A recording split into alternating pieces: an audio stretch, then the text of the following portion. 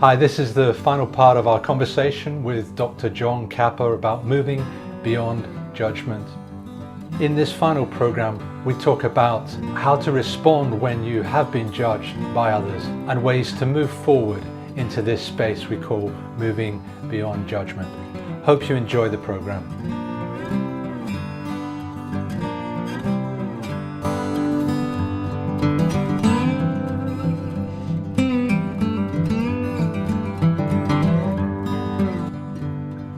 So what would you say to somebody listening who's experienced judgment from the church or from others and has been wounded and pained by that judgment? How do they respond? And also, I guess, a subsidiary question, which is how do we who are seeking to follow Jesus shift a little?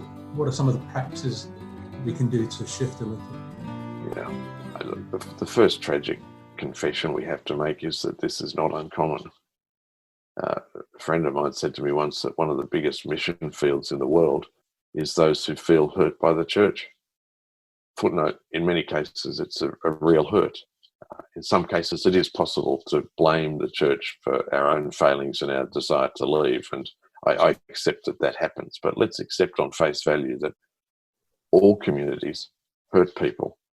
Rotary clubs, bowling clubs, humans gathered together bring together both the best and the worst of individual human lives. And we've got to accept the church as both a wonderful but also a broken institution. It's no excuse, but it's a reality. To recognise that hurt is not uncommon is tragic, but also, I think, encouraging.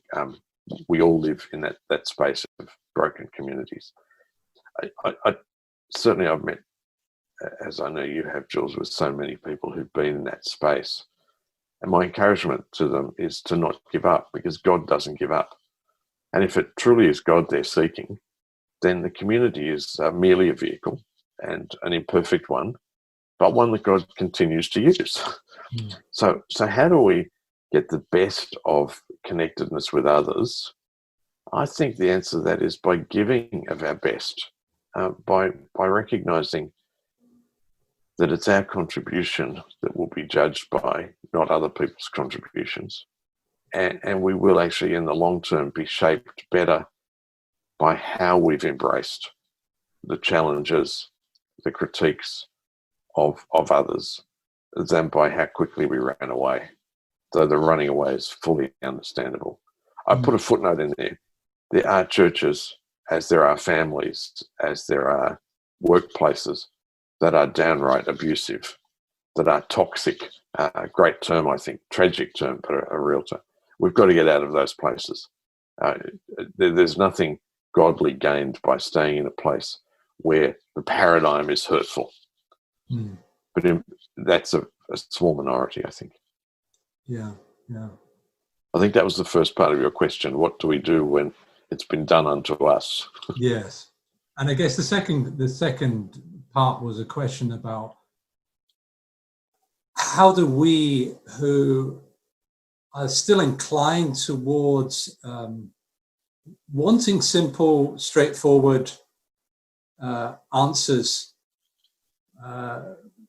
move into a space of openness, maturity, where we are able to move beyond judgment. What are some practices? What are some spiritual habits that we could develop, perhaps, that enables us to suspend judgment and go beyond just suspending, but actually find a common space and common place to share with others? I'm a bit of a fan of the Croatian-born theologian Miroslav Volf.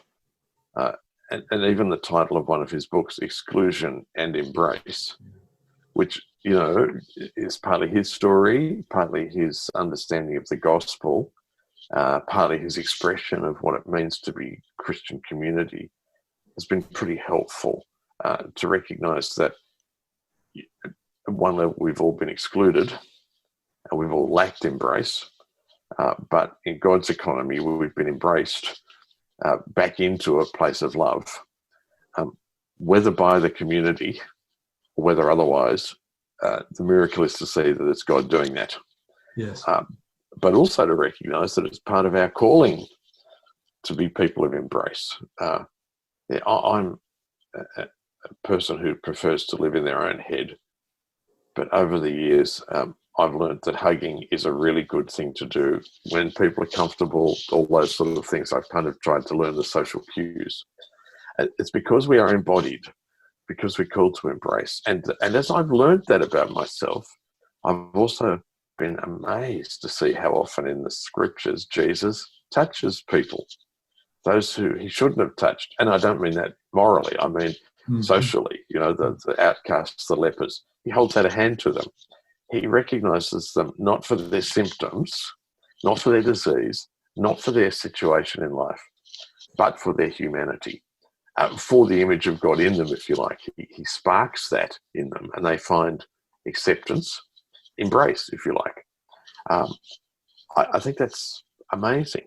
Maybe this isolation that we have to endure at the moment is God's way of saying, well, you've got to learn now, John, not to be going around hugging everybody, but to find other ways of inclusion and love. That's the challenge, isn't it? Yeah. I wonder if there's also something about the sense of being embraced ourselves, and that we've not done that for one another in a way that creates health in one another, so that we're then able to embrace the other ourselves, so that we're still living with our own wounded souls, our own fractured sense of selves, and the only way through that is as community, and which I guess it's why church exists, so that we can then be in a space of healing and wholeness, and learn how to tentatively reach out to others, and not be so caught up with ourselves and our own lives. It's a big question. Yeah. As you were speaking, the little phrase, which I think came from one of your fellow country persons, statespeople, that resentment is drinking poison and hoping it'll hurt your enemies. Yes. It's a glib statement, but I think it's also a true statement. And the challenge is we can't, in and of ourselves, just get over ourselves. Yeah. We need help with that. Yeah. And I think for me, as a Christian person, of course, that's God's help that comes. But it comes in many ways. It can come through a careful interior journey. It can come through spiritual direction. It can come through a good psychologist. But mostly it comes from a loving community. Yeah. And I think it's really hard to be a loving leader and a loving member of a broader community, whether it's being a member of a board or a committee, or whether it's being part of a sports club or a church group, unless your own immediate community is a place where there is trust and nurture. So marriages and families are critically important places. That's not to put pressure on us, but that's to encourage us to work out our identities in those most intimate of places. So I think that does flow on. How we speak of our spouses in public is really significantly important. How we speak of our family members, to honour our parents, even though in my case they're long since departed. What does it mean for me to live in a way that honours that heritage? And at least at a starting point, it's speaking with honour whilst recognising their imperfections. Yes. As I hope my children both recognise mine and yet put up with me and love me. And certainly Wendy has been the channel of grace and love for me to understand what it means to be loved, and out of that to find flourishing in life.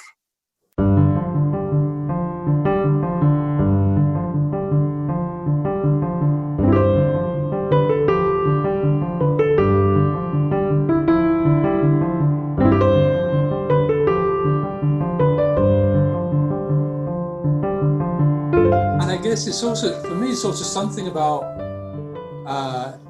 if you're not part of a community that enables you to feel that a little bit more whole, by being part of this community, then the community is not working very well, whatever that community is.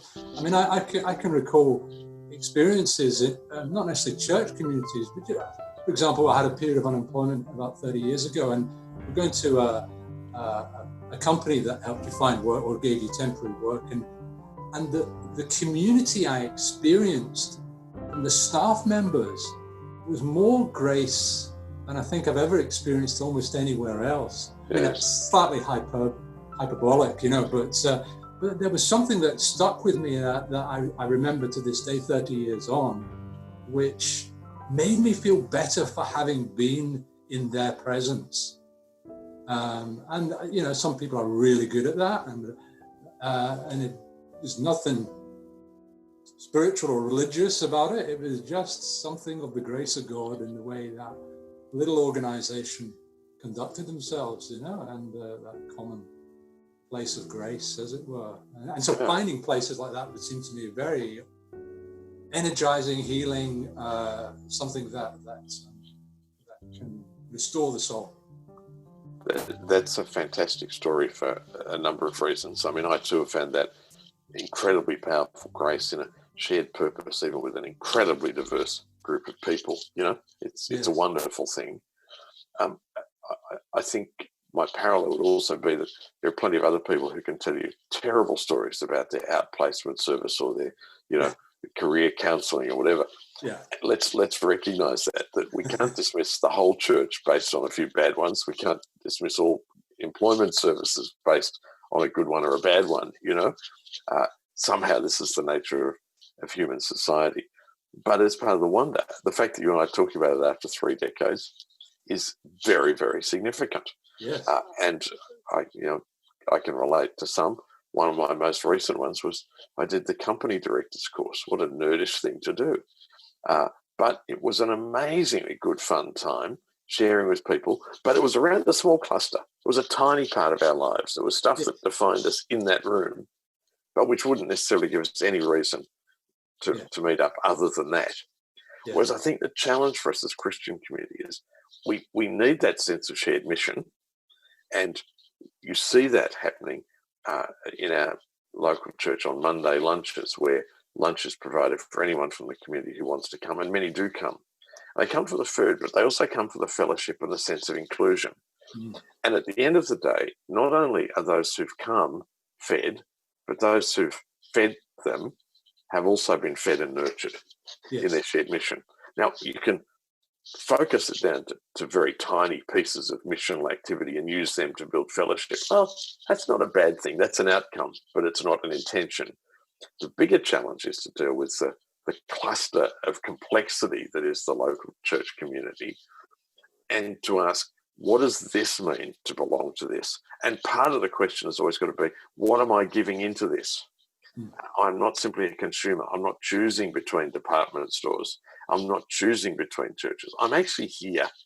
I need to live out something of my Christian vocation in this messy place. Bonhoeffer talks about the fact that we're called as individuals. You're called by God, and only you can answer the call. Only you can accept the offer of salvation.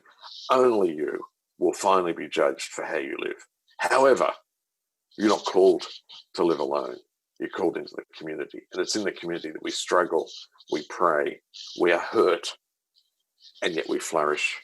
And ultimately, we find something more of ourselves than we could have found otherwise. So thank you, Dchurched, for that one.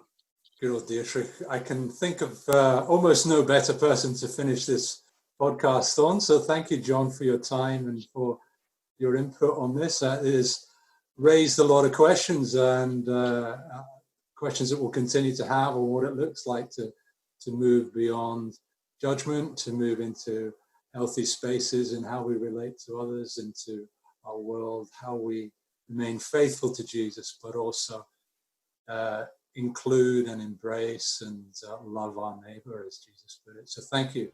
And, thank you for having me. It's been good to be dechurched, Jules. You feel thoroughly dechurched in isolation as we are. It's a very interesting dynamic. Gathered in the scattered church, never Never felt so strange. Scattered but not shattered. There you go. Yeah. Thanks everybody for listening. This has been Dchurched.com. My name's Jools, and it's good to have you with us. See you next time.